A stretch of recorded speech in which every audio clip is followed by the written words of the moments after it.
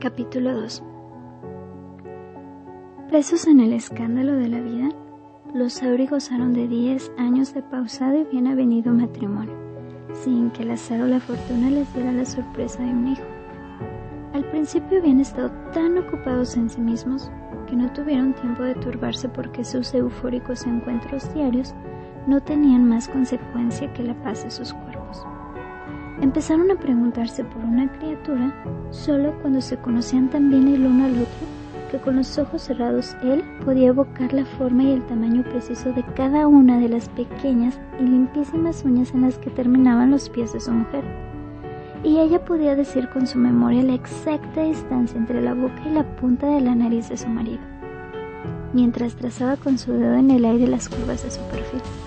Josefa sabía que la blanca hilera de dientes con que sonreía Diego Sauri, por igual que pareciera, tenía un matiz distinto en cada diente. Y él sabía que su mujer, además de ser una especie de diosa regida por las leyes de una intensa armonía, tenía muy alto el paladar y las anginas invisibles. ¿Acaso les quedaron resquicios desconocidos? Pero no muchos más de los que cada quien desconoce de sí mismo. Así que se dedicaron a buscar la llegada de un hijo que les contara lo que ni ellos imaginaban de sus deseos y sus alcurnias. Seguros de que habían hecho todo lo necesario por engendrar un ser humano sin conseguirlo, decidieron intentar lo que siempre les había parecido innecesario, desde beber infusiones de una hierba llamada damiana por Josefa Beitia y turnera difusa por los conocimientos botánicos de Diego Sauri, hasta encontrar las lunas para conocer los días fértiles de Josefa y enfatizar entonces la pasión de sus cuerpos, que de tanto empeño se habían puesto aún más briosos y precipitados que de costumbre. Todo esto apoyándose de los consejos del doctor Octavio Cuenca, un médico con el que Diego había intimado la primera tarde rojiza que pasó en la ciudad de Puebla, y al que con los años y los descubrimientos compartidos quería como un hermano con jetatura. Desde que la menstruación sorprendió la precoz adolescencia de Josefa Beitia, un fiero y venturoso mayo, desde esas fechas, ella había recibido la roja visita con la luna en cuarto menguante, así que a los 13 días de esa luna, Diego Sauri cerraba la botica y ni el periódico leía durante los siguientes 3. Solo descansaban de su intensa labor creadora para que Josefa diera unos tragos enormes del agua en el que hervía por 2 horas el bulbo de unas flores parecidas a los lirios, que la yerbera del mercado llamaba Ocelosóchitl, y su marido Tigrida pavonia.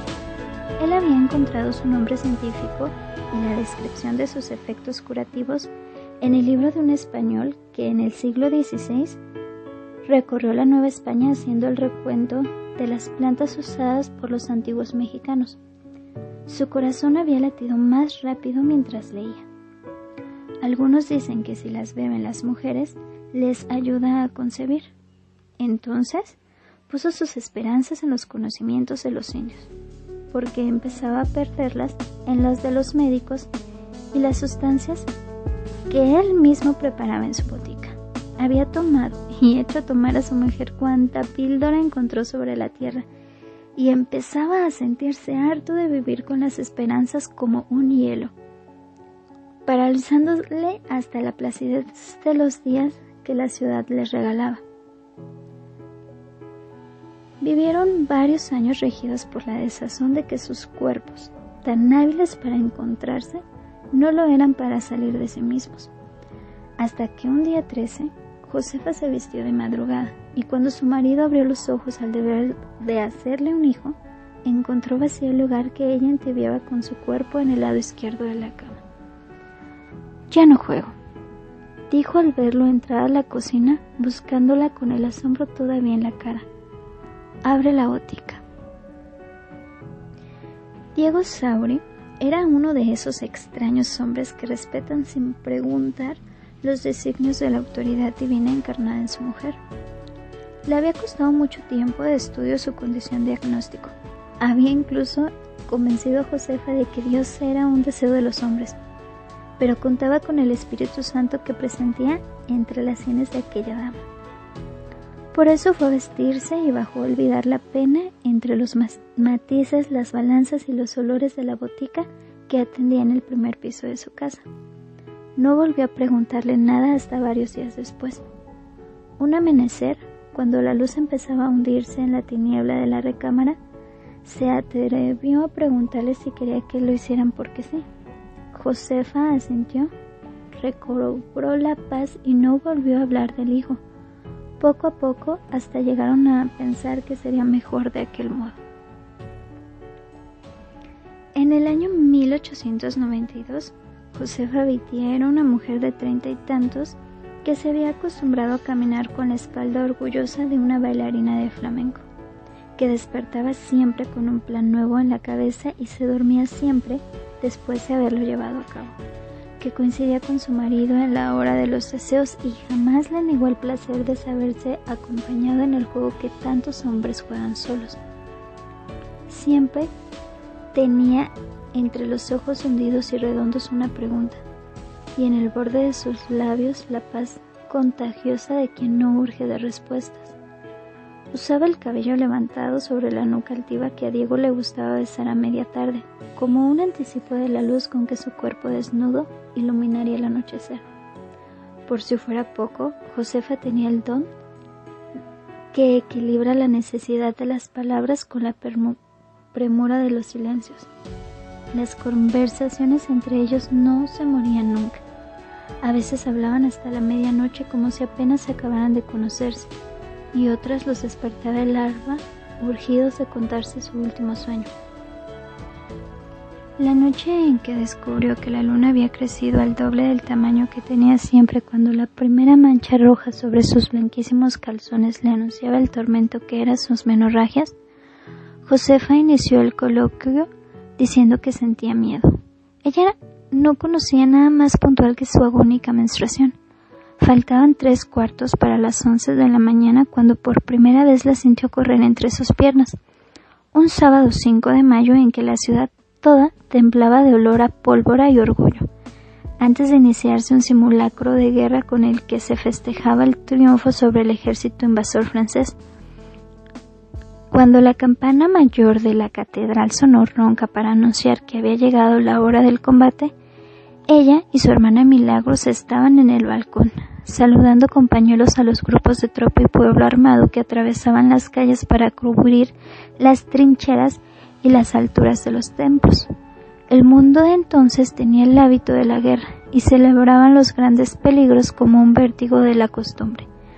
Como parte de ese mundo, Josefa sintió correr la sangre por sus muslos y en lugar de aterrarse giró en redondo gritando: «Estoy herida, pero no me pienso rendir». Esa noche la luna brillaba en cuarto menguante. Desde entonces siempre, durante 215 meses, la sangre llegó con la luna en cuarto menguante. De ahí que Josefa hubiera dicho: «Tengo miedo», al ver llegar la luna llena sin que una gota de sangre le hubiera negado el paso a su ambición procreadora. Levantando la vista, Diego Sauri perdió los ojos en la contemplación de su mujer mientras se dejaba regañar por ella, que saltó sin más de la luna a reprocharle su apego al mentidero de los periódicos, porque solo era culpa de los periódicos. La iba oyendo decirle, a los que dedicaba una buena parte de su vida, que él llevara 3 días sin escucharle y con la cabeza mareado por la marcha contra la nueva reelección del presidente de la República. El dictador tenía 7 años de mandar cuando Diego empezó a repetir que no podía quedarse ahí mucho tiempo más, y desde entonces otros 9 se habían amontonado sin que Josefa tuviera más aviso de su caída que la ilusión de su marido. Temiendo que los reproches no terminaran nunca si él no se hacía cargo del asunto relacionado con la luna, Diego aceptó levantarse y salir del comedor en la tibia noche de junio. Una luna inmensa lo regía todo. «Con razón la adoran los antiguos», dijo, mientras sentía el cuerpo de su esposa ceñirse cálido y apacible. «¿Quieres que te lo haga?», preguntó. «Creo que ya me lo hiciste», dijo la señora Sauri, y lo dijo con tal melancolía que su marido le soltó la cintura para escudriñar la cara y preguntarle qué demonios le había hecho. Un hijo, soltó Josefa con el aire que le quedaba entre los labios. Guiado por la redondez absoluta del vientre que fue haciendo su mujer, Diego Sauri afirmó siempre que dentro guardaba las ambiciones y sueños de una niña. Josefa le pidió que no predijera lo que no podía saberse y él respondió que sabía todo desde el 5.º mes y que ella perdía su tiempo tejiendo con estambre azul, porque la criatura sería niña y la llamarían Emilia para honrar a Rose y hacerla una mujer inteligente. ¿Por qué tendría que ser tonta llamándose Difilia?, preguntó Josefa acariciando el nombre de su abuela. Porque partiría del error de creerse hija de Dios y no hija nuestra, y esta niña es hija nuestra. Hasta que saque la cabeza, argumentó Josefa, que había pasado buena parte de su preñez temiendo que se le escapara el prodigio. Como buen hombre del Caribe, Diego Sauri estaba acostumbrado a no discutir con los milagros y reía siempre que su mujer expresaba sus temores, dudando de su habilidad para no equivocarse a la hora de hacer los vericuetos de una oreja o igualar el color de los ojos, porque ¿cómo podía saber lo que estaba haciendo si su intervención era igual a la que podía tener una ánfora? Una ánfora chiflada, dijo Diego Sauri, levantándose a darle un beso. Tenía los hombros fuertes y los ojos claros iluminando la oscuridad de unas ojeras precoces, la altura mediana del padre que Josefa guardaba en su memoria, las palmas de sus manos marcando un acertijo, las yemas de los dedos hábiles y atinadas. Se movía aún como el nadador que había sido, acechaba los guiños de su mujer con el deseo entre los labios. No empieces, se preocupó Josefa. Has estado entrando y saliendo por el camino de la criatura sin ningún respeto durante todo este tiempo. La podemos lastimar. No afirmes cosas de ignorante, Josefa. Pareces poblana, dijo él, volviendo a besarla. Soy poblana. Que tú vengas de una tierra de salvajes no es mi culpa. ¿Salvajes los mayas?, dijo Diego. Por estas tierras no había pasado un pie humano cuando Tulum era un imperio de dioses terrenales. Los mayas desaparecieron hace siglos. Ahora todo eso es selva y ruinas, dijo ella jugando con la vanidad de su marido. Todo es un paraíso. Tú lo vas a ver, contestó Diego levantándola del sillón de bejuco en el que tejía y empujándola hacia su cama mientras le desabrochaba el camisón. Una hora más tarde Josefa abrió los ojos y aceptó. Tienes razón, es un paraíso. ¿Verdad?, dijo su marido mientras le acariciaba la redonda y palpitante barriga.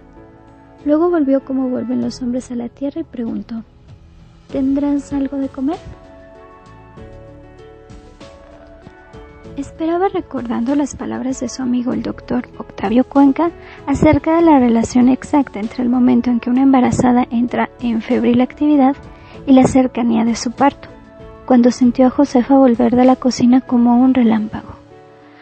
Me está saliendo agua, dijo, mientras Diego saltó de la cama como si estuviera viéndola caerse, pero Josefa adquirió de golpe una calma propia de quien ha parido 10 criaturas, y sin más tomó las riendas del asunto, negándose a que Diego llamara a un doctor en su ayuda.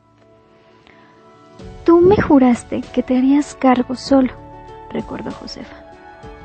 ¿Cuándo?, preguntó Diego. La noche del día que nos casamos, le contestó Josefa para terminar la discusión y dedicarse de lleno al escándalo que recorría su cuerpo. Por mucho tiempo había creído que aquel dolor sería como un lujo. Durante las horas que siguieron no lo dudó ni un minuto.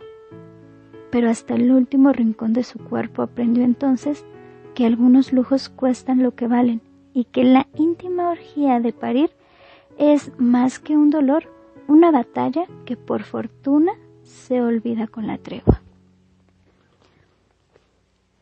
9 horas después, Diego le puso entre los brazos el cuerpo lustroso y cálido de su criatura. ¿Ya ves cómo adiviné?, dijo él, soltando unas lágrimas gordas que le recorrieron la cara hasta que se las chupó con la lengua antes de sonreír. Y está completa, contestó Josefa, rebuzándola como si en ella cupiera el firmamento. Eres más valiente que Itzel, afirmó Diego, extendiéndole un algodón con alcohol y una solución de marihuana. Después le besó la punta de la nariz y se llevó a la niña todavía desnuda. Empezaba a salir el sol terco de los inviernos mexicanos. Eran las 7 de la mañana del 12 de febrero. Josefa cerró los ojos y se durmió con la paz del espíritu que había perdido 9 meses antes. Cerca del mediodía despertó del primer sueño incompleto de su vida. «Diego, ¿quién es Itzel?», preguntó, aún prendida a las imágenes de su quimera.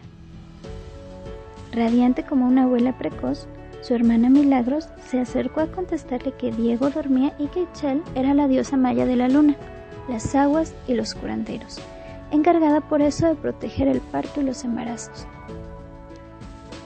«¿Ya la viste?», le preguntó Josefa.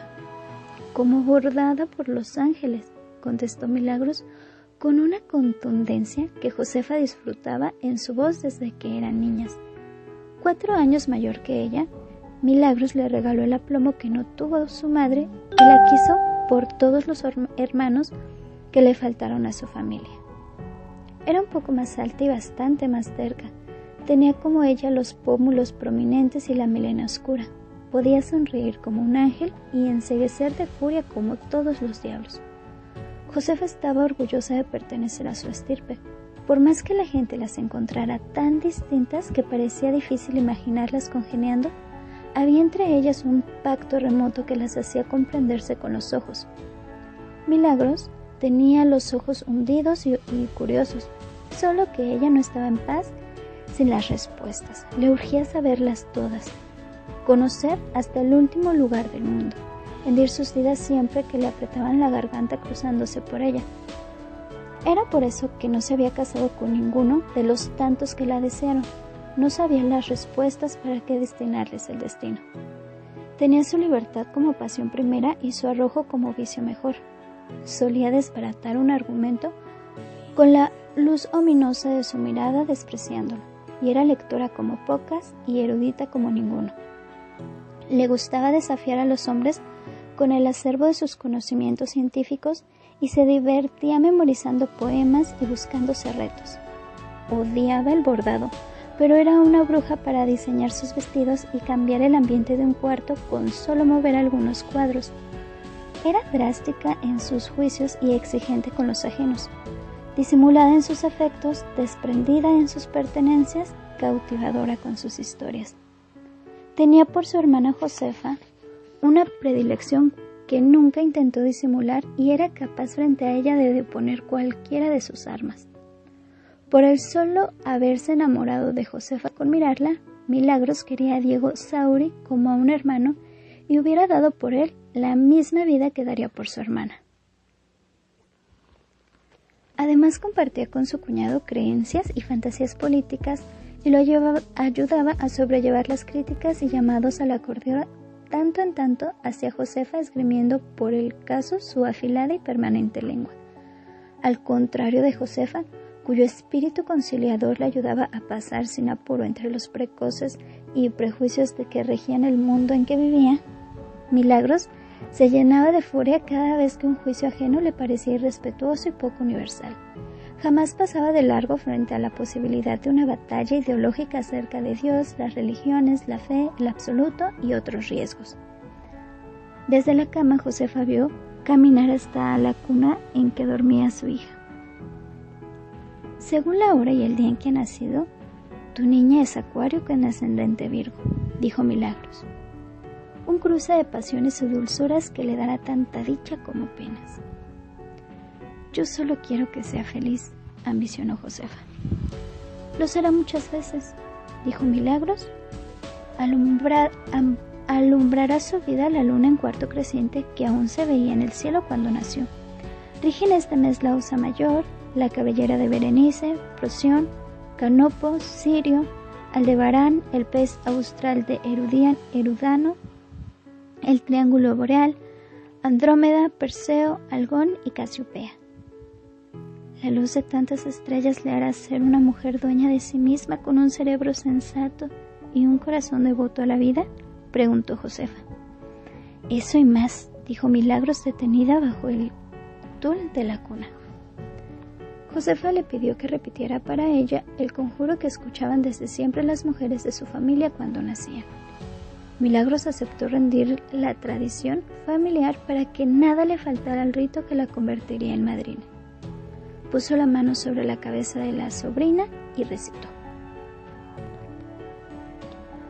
Niña que duermes bajo la mirada de Dios, te deseo que no lo pierdas jamás, que vayas por la vida con la paciencia como tu mejor aliada, que conozcas el placer de la generosidad y la paz de los que no esperan nada, que entiendas tus pesares y sepas acompañar los ajenos. Te deseo una mirada limpia, una boca prudente, una nariz comprensiva, unos oídos incapaces de recordar la intriga, unas lágrimas precisas y atemperadas. Te deseo la fe de una vida eterna y el sosiego que tal fe concede. Amén, dijo Josefa desde su cama poniéndose a llorar. ¿Ahora puedo decir el mío?, preguntó Milagros. Era más que una mujer hermosa que a veces se vestía como el dibujo de Le Montieu de la Mode y usaba los sombreros más finos que podían diseñar Madame Berthiaume-Monsieur, porque también tenía en su guardarropa una colección de los mejores huipiles que se hubieran bordado jamás. Acostumbraba a ponérselos en las ocasiones solemnes y era capaz de caminar por la calle con el cabello en trenzas sobre la cabeza y aquella ropa de India como una bandera de colores cayéndole por el cuerpo. Así estaba vestida esa mañana. Josefa la miró admirándola y le pidió que siguiera. Niña, dijo Milagros con la solemnidad de una sacerdotisa. Yo te deseo la locura, el valor, los anhelos, la impaciencia. Te deseo la fortuna de los amores y el delirio de la soledad. Te deseo el gusto por los cometas, por el agua y por los hombres. Te deseo la inteligencia y el ingenio. Te deseo una mirada curiosa, una nariz con memoria, una boca que sonríe y maldiga con precisión divina, unas piernas que no envejezcan, un llanto que te devuelva la entereza. Te deseo el sentido del tiempo que tienen las estrellas, el temple de las hormigas, la duda de los templos.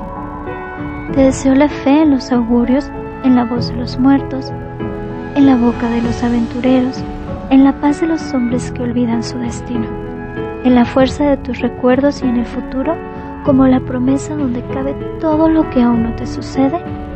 Amén. Amén, repitió Josefa bendiciendo la fe y la imaginación de su hermana. Cobijada por el deseo de su madrina, Emilia comió y durmió con una sensata placidez los primeros meses de su vida.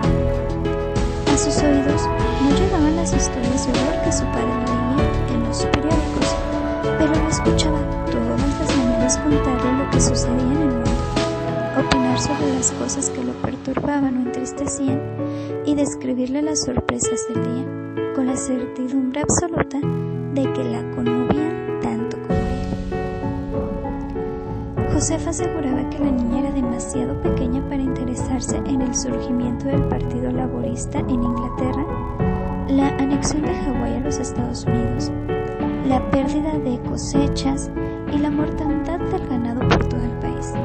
Regañaba a su marido por entristecerla, hablándole de la prohibición de las corridas de toros, del desastre de que se reeligieran los gobernadores o se gastaran 100,000 pesos mensuales en obras para el imposible desagüe del Valle de México.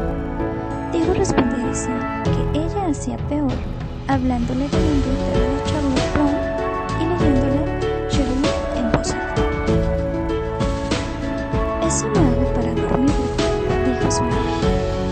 Los avatares de Julián Sorel o las penas de Ana Rosoles, ¿qué le han de interesar?, preguntó Diego. Por lo menos yo lo cuento la verdad. toda la realidad, hasta lo de impuesto al tabaco de saber la pobre niña. Cuando cerraron el Demócrata, le repetiste durante una semana los nombres de los redactores encarcelados. Sirvió que se lo contara, dijo Diego Sauri, y luego dirigiéndose a la niña, por fin se le grabó a tu madre una arbitrariedad del gobierno. Las sé todas, pero no te fomento la ira porque no quiero que te encierren permanentemente. ¿Por qué?, preguntó Diego. ¿Quieres que te lo diga? No. El señor Sauri se pasó el dedo sobre el bigote rojizo que se había dejado crecer para celebrar la llegada de su hija. Ambos sabían, aunque lo hablaban poco, que Josefa tenía razón. Hacía más de 3 años que en la botica había empezado a reunirse todos aquellos que por motivos justificados, viejos anhelos democráticos o por pura vocación conspirativa, tenían algo en contra del gobierno. Primero los acercó el azar, luego el acuerdo, después la necesidad. Y para ese momento, un día sí y el otro también, había en la botica algún parroquiano dispuesto a insultar al gobernador delante de cuanto cliente la pisaba. Así las cosas, Diego no tardaría en pasar de antireeleccionista a temerario, y como andaba el mundo, pasar de temerario a loco y de loco a preso sería asunto de un rato. Vamos a mudar la tertulia política a la casa del doctor Cuenca, dijo Diego. Bendito sea Dios, contestó Josefa, tranquilizada con la noticia. ¿Cuál de todos?, preguntó el señor Sauri. Cualquiera que te haya inspirado esta vez, contestó su mujer.